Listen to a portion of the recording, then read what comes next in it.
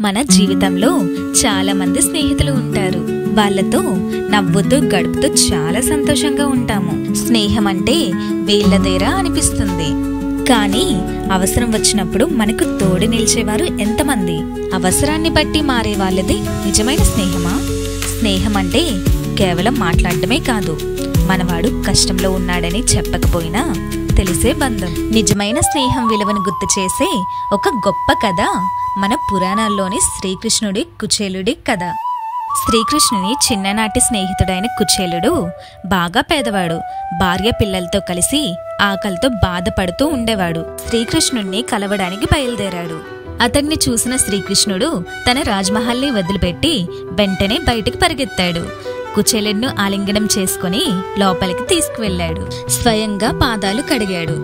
అతని చేతిలో ఉన్న అటుకుల పొట్లాన్ని చాలా ప్రేమగా తీసుకుని ఆస్వాదించాడు. కుచేలుడు తన అవసరాలను చెప్పకుండానే తిరిగి వెళ్ళాడు.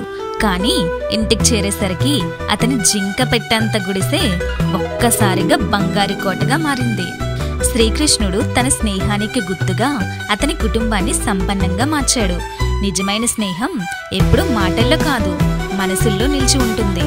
అవసరంలో అండగా నిలిచే స్నేహమే అసలైన స్నేహం. చివరిగా అందరికీ హ్యాపీ ఫ్రెండ్షిప్ డే.